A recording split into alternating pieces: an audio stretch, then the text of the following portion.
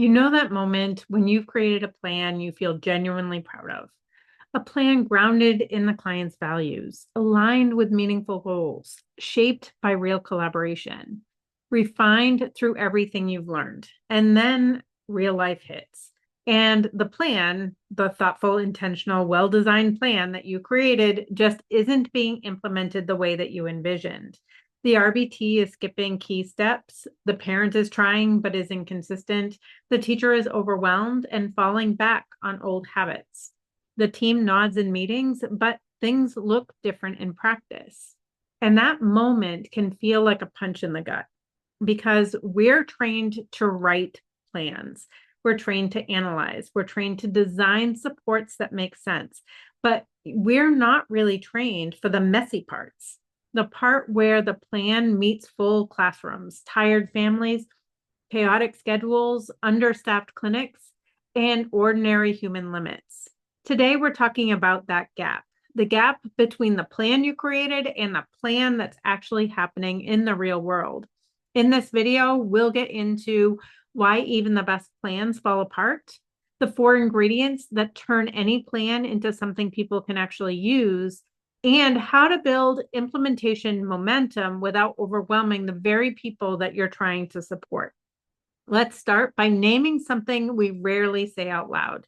When implementation breaks down, BCBAs often blame themselves. We think, I should have trained more, or I should have written it more clearly. I should have made it simpler.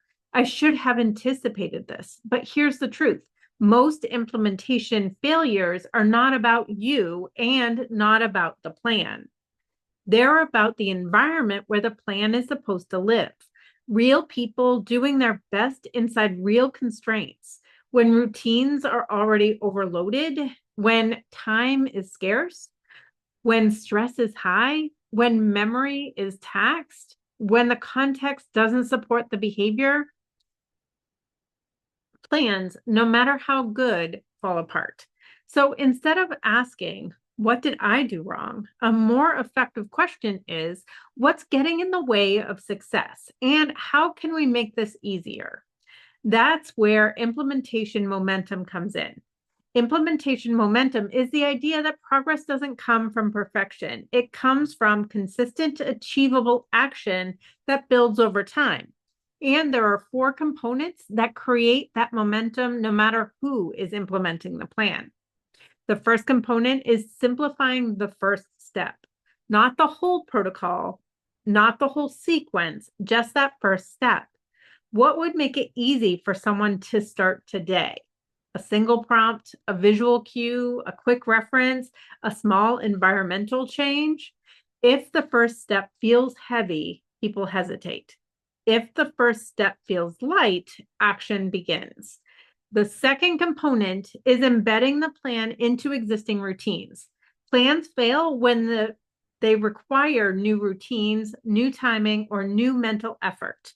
But when a strategy fits into something people are already doing, it becomes natural, repeatable, and far easier to remember.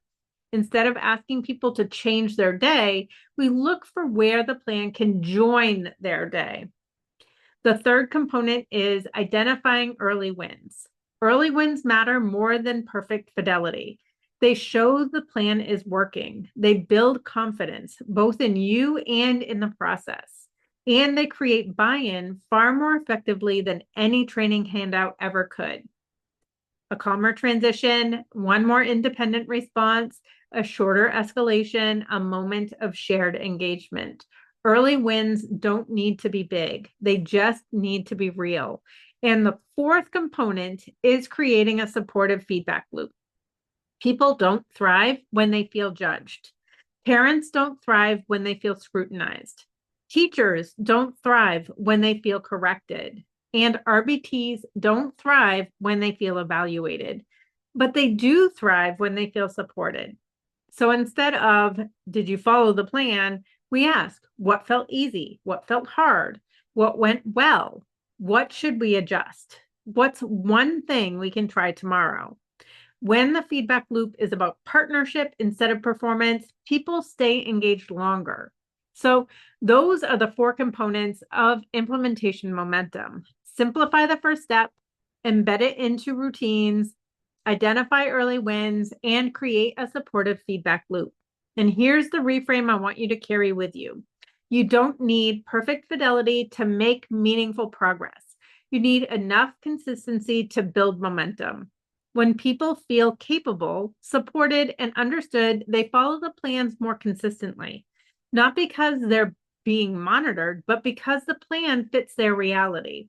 Inside the dojo, we're talking about how to build this kind of momentum, how to design for real environments, how to support RBTs and parents without overwhelming them, and how to create systems that work even when things get chaotic. And in the next video, we're going to build on this even more, because designing a solid plan is one thing, implementing it is another, but choosing goals that actually produce meaningful change is a whole different level. So in the next video, we're exploring what makes a goal meaningful and why evidence-based alone isn't enough to guarantee good outcomes.